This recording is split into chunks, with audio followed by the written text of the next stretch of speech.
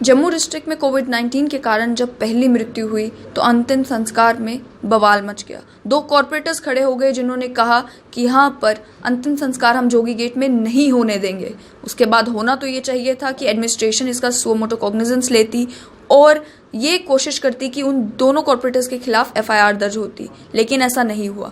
अब इस मामले में सोशल एक्टिविस्ट गुरदेव सिंह बाली ने कंप्लेंट दायर की है। उन्हीं से जानेंगे कि आखिर उस कंप्लेंट का इस वक्त स्टेटस क्या है। तो गुरदेव जी, सबसे पहले आपसे यही जानना चाहूँगी कि उस समय जब वहाँ पर दो कॉर्पोरेटर्स खड़े हो गए, क्या आप तब वहाँ पर मौजूद थे? देखिए पल्लवी जी, वहाँ पे मैं मौजूद तो नहीं था, पर जो उनके परिजन थे वो मेरे बहुत ही नज़दीकी हैं और उनसे मेरे को जो पता चला और आप लोगों के माध्यम से, मीडिया के माध्यम से पता चला कि क्या हुआ, कैसे जिस समय कोविड के जो पेशेंट जिनकी डेथ हुई थी उनको लेके गए और सामने उसी समय कॉर्पोरेटर आ गए और कॉर्पोरेटर्स ने कुछ लोगों को इकट्ठा करके उनको वापस जाने पर मजबूर कर दिया, जो कि बहुत ही दुखद बात है, जो बहुत ही गलत बात है।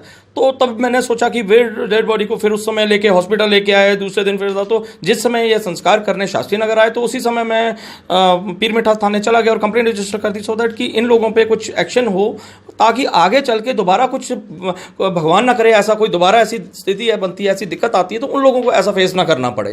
तो उस वजह से मैं जाके मैंने कंप्लेंट रजिस्टर करवा दी। तो आपकी कंप्लेंट आखिर है किसके खिलाफ? क्या केवल कॉर्पोरेटर्स के खिलाफ है कि वो वहां पर खड़े हुए उन्हें अंतिम संस्कार होने से रोका, या आपने जो मेडिकल जो हॉस्पिटल का प्रशासन है उनके खिलाफ भी कंप्लेंट की है जिन्होंने बिल्कुल भी मदद जो है वो उनके परिजनों की नहीं की?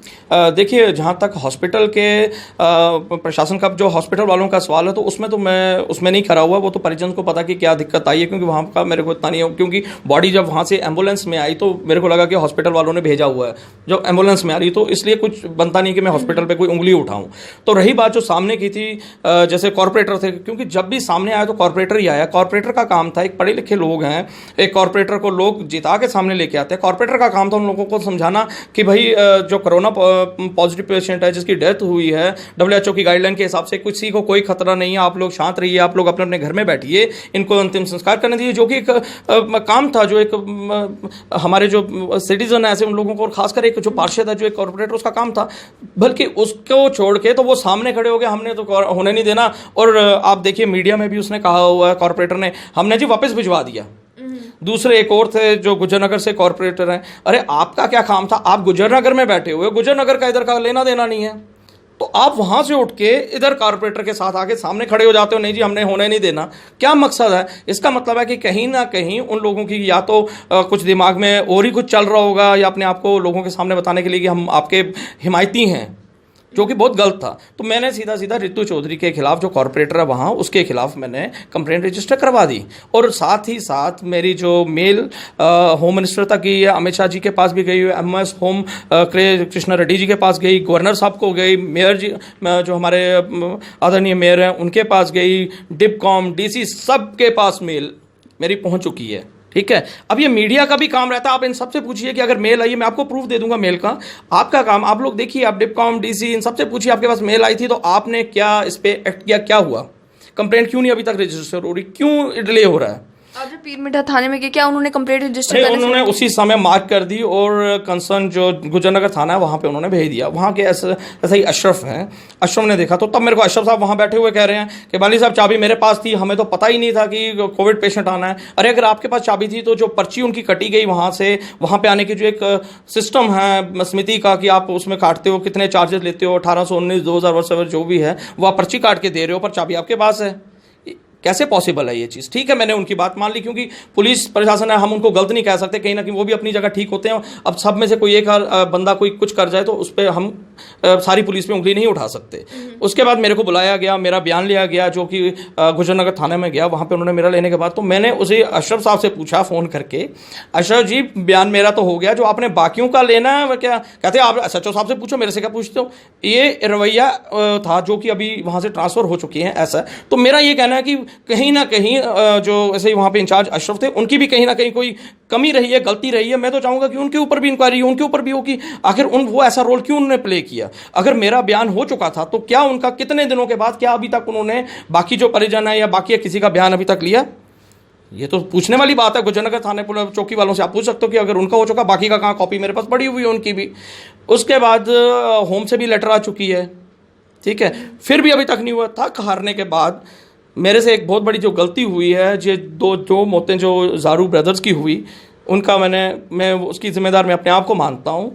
क्योंकि अगर मेरे को पता होता कि अगर रजिस्टर नहीं हुई, मेरे को सड़क पे आ जाता, सड़क पे आके लोगों को इकट्ठा करता, तो शायद कंप्लेंट उनके खिलाफ रजिस्टर होती। और आज वो क्या स्टेटस है कंप्लेंट का? अभी तक भी जो कंप्लेंट है मैंने कोर्ट में लगवा दिया, अभी कोर्ट के थ्रू आ रहा है, कोर्ट से होगा, होपफुली शायद आज आने का चांस है कि कोर्ट से शायद आज मार्क होके आ जाएगा, उसके खिलाफ रजिस्टर हो जाएगी। अगर मेरे कहने का मतलब है कि अगर ये पहले हो चुकी होती, महीना पहले जब हुआ था तब हो चुकी होती, तो लोगों को समझ आ जाती कि इसके खिलाफ तो हम ये तो गलत काम है, तो लोग सामने ना आते और ये जो जिनकी कोविड से डेथ हुई थी उनको इतने दूर तवी में लेके ना जाना पड़ता, उनके परिजनों को वो पीपी किट लगा के धक्का ना को लगाना पड़ता, उस एम्बुलेंस को धक्का ना मारना पड़ता। जो 5 मिनट पीपीई किट नहीं लगा नहीं सकता, जो 5 मिनट से ज़्यादा नहीं लगा सकते, पीपीई किट लगाने के बाद आपको एसी रूम में बैठना है।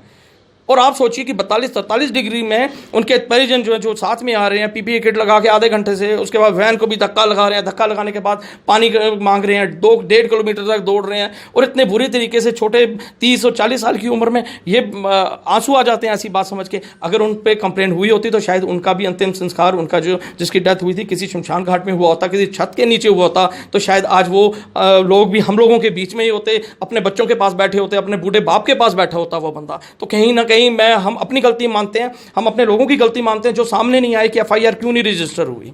तो अब मैंने कोर्ट से तो किया, देखिए अगर आज आ जाता है तो होपफुली आज आ जाना चाहिए कम कोर्ट से मार्क होके। आपको क्या लगता है कि क्या कारण है कि आपने कंप्लेंट भी की, आपका बयान भी लिया गया, लेकिन उसके बावजूद भी एफआईआर दर्ज नहीं हुई? देखिए ऐसा है कि कहीं ना कहीं आपको पता है कि सिस्टम ऐसा है कि कहीं ना कहीं कोई प्रेशराइज किसी ने किया होगा। मैं तो ये भी कहता हूँ कि जिन्होंने प्रेशराइज किया होगा उनके ऊपर भी मर्डर केस का मुकदमा दर्ज किया जाए, इन दोनों ब्रदर्स का, जो कि ना कोविड थे ना कुछ थे और जिनकी मौत हुई है। मैं तो कहता हूँ उनके जो बंदा है उसके खिलाफ होना चाहिए कि आखिर क्यों नहीं हुई, कौन बीच में आ रहा था, किसने रोका, कैसे रोका, इतनी देर क्यों रोका। और कॉरपोरेटर घूम रही है जो सूत्रों के आधार से मेरे को पता चला, कहती है एफआईआर होता तो क्या होगा, मेरे को क्या फर्क पड़ना। आप सोचिए जो दबंगई से कहती है कि मेरे को क्या फर्क पड़ना, तो आगे आके वो क्या करेगी। और मेरे को दूसरा जो जहाँ तक मेरे को पता चला कि उस एरिया के लोगों ने भी कहा कि नहीं ये गलत हुआ, उनको करने देना चाहिए था, ये गलत हुआ है। कुछ मुट्ठी भर 2-4 लोगों की वजह से वो इस समय वो एरिया सारा बदनाम हो रखा है, कुछ लोगों की वजह से, जबकि वहाँ के मैक्सिमम लोग कहते हैं नहीं ये गलत हुआ, संस्कार कर देना चाहिए था क्योंकि इससे कुछ नहीं होता, ना मृतक के किसी का संस्कार होने से किसी को कोविड फैलता है, ऐसा कुछ भी नहीं है। तो ऐसी कॉरपोरेटर की वजह से एक तो एरिया भी बदनाम हुआ, और एक आप देखिए एक लेडीज जो औरतें हैं जिनको हम मातृशक्ति कहते हैं, उनका हृदय जो है वो इतना सॉफ्ट होता है। क्या उस लेडी का, आप सोचिए कि ऐसी लेडी का दिल सॉफ्ट है जो ऐसी जगह पे भी ना पिघले और सामने आ जाए खड़े होकर नहीं हमने नहीं करने देना। तो अब इससे ज़्यादा मैं क्या कह सकता हूँ। क्या आपको लगता है कि डिस्ट्रिक्ट एडमिनिस्ट्रेशन को उसी समय जो है नोटिस ले लेना चाहिए था, ताकि उसके बाद जो मामला उस शख्स का भी बना जो कि डोडा के रहने वाले थे और उनके भी अंतिम संस्कार होने से रोका गया, और उसके बाद अब जो रिसेंट मामला हुआ है कि 2 और जो परिजन थे कोविड मृतक के उनकी भी मृत्यु हो गई, अगर पहले मामले में ही नोटिस ले लिया जाता तो ये 2 इंसिडेंट्स नहीं होते? नहीं, देखिए बिल्कुल अगर पहले ले लिया जाता तो ऐसा नहीं होता। अंतिम संस्कार में आप डेड बॉडी से पत्थर मार के, पानी फेंक के, आधी जली हुई डेड बॉडी लेके बाहर आ जाते हो, फिर भी प्रशासन नहीं जागा कि इतनी ऐसा करते हैं कि जली हुई डेड बॉडी बाहर निकाल देते हैं, तब भी कोई ना बोले। श्रीनगर से कश्मीरी पंडित ऐसे यहाँ पे आ गए, इतनी धूप में मर गए, कहीं सांप के डसने से मर गए, और उसके बाद भी आके आज उन लोगों की ऐसी हालत हो जाए कि धूप में ही पीपीई किट से मर जाए, फिर भी प्रशासन अभी भी ना जागे। तो फिर क्या होगा हमारे यहाँ का। हम हिंदुस्तानी, हम तो भारतीय अपने आप को कहते हैं, हम भारतीय होके भी हमारे ही एडमिनिस्ट्रेशन में हमारे लोग हमें भारतीय ना समझें। इसका मतलब है कि अगर यहाँ बैठे हैं तो सेंटर वाले को यहाँ पे इंटरवीन करना चाहिए, क्योंकि ये छोटी मोटी बात तो नहीं है कि भाई जम्मू कश्मीर में अगर 370 खत्म हुआ है, अगर हमारे लेफ्टिनेंट गवर्नर साहब बैठे हुए हैं तो कम से कम वहाँ तक तो बात आनी चाहिए कि आखिर जम्मू कश्मीर में ऐसा क्यों हो रहा है, एक के बाद एक ये प्रॉब्लम क्रिएट हो रही है और एक एक करके सामने आ रही है। अगर हम मुस्लिम कम्युनिटी की बात करते हैं, उनको दफनाया जाता है, कोई भी बंदा उसमें ऑब्जेक्शन नहीं करता, क्यों दफना रहे हो, सब सामने से जो उनकी रीति रिवाज से वो उनको दफनाया जाता है। अभी तक आप पूरे हिंदुस्तान में कभी भी एक भी आवाज़ नहीं सुनी होगी उसके खिलाफ। पर ऐसा क्या है कि जिस शमशान घाट को कभी हम लोगों ने बांटा ही नहीं है कि हिंदू मुस्लिम, हिंदू सिख वगैरह किसी का, उसी में आज हमारे ही लोग हमारे सामने खड़े हो जाते हैं, नहीं हमने करने नहीं देना। सारे इंसिडेंट जो हुए ये जम्मू डिस्ट्रिक्ट में ही देखने को मिले। क्या आपको लगता है कि एडमिनिस्ट्रेशन के साथ साथ समाज में भी कहीं ना कहीं अवेयरनेस की कमी है, कि उनको मालूम ही नहीं है कि कोविड में डेथ का प्रोटोकॉल क्या है? उनको लगता है कि यहाँ पर अगर शमशान घाट में अगर जो अंतिम संस्कार है वो करने दिया जाएगा तो यहाँ पर कोविड फैल जाएगा। देखिए ऐसा है कि लोगों को अवेयर करना तो बहुत ज़रूरी है, अवेयरनेस लोगों में नहीं है, पर जैसे कॉर्पोरेटर जैसे लोग हैं वो तो अवेयर है, उन लोगों को तो पता है कि भाई कोविड से कुछ नहीं होता, पर अगर वो ऐसा ना करें तो लोगों को कैसे बताएंगे हम आपके लिए सामने खड़े हैं। अरे कुछ अच्छे काम करके बताइए तभी लोगों को समझ आएगा। ऐसा करके आप सामने आके खड़े होकर मीडिया के सामने आके लोगों को बताना चाहते हैं हम आपके हिमायती हैं, हम ऐसा कुछ कर सकते हैं, जबकि कॉर्पोरेटर्स को, हमारे मेयर साहब को, लेफ्टिनेंट गवर्नर साहब को, इन जो ये मेयर हैं इन सबको स्ट्रिक्टली इनको ये कह देना चाहिए कि जो भी आप लोग अगर ऐसा कुछ होता है तो आप लोगों को समझाइए, ना कि झगड़े करवाइए, दंगे फसाद ना करवाइए। ये तो एडमिनिस्ट्रेशन का तो है ही, कहीं ना कहीं कमी तो है हमारे इसमें तो कोई हम डिनाई नहीं करते, ये तो बात बिल्कुल सामने की है। बहुत बहुत शुक्रिया बाली साहब। तो आपने सुना कि एडमिनिस्ट्रेशन को ये मालूम होने के बावजूद कि इतना बड़ा बवाल जो है वो पहली कोविड डेथ के अंतिम संस्कार के समय में हुआ, उसके बावजूद भी एफआईआर रजिस्टर नहीं की गई। इसके चलते इन्हें कोर्ट पहुंचना पड़ा और ये कोशिश करनी पड़ी कि कोर्ट के जरिए ही कम से कम एफआईआर दर्ज हो और वो लोग जो रिस्पॉन्सिबल हैं उस अंतिम संस्कार को रोकने के, उनके खिलाफ एक्शन लिया जाए।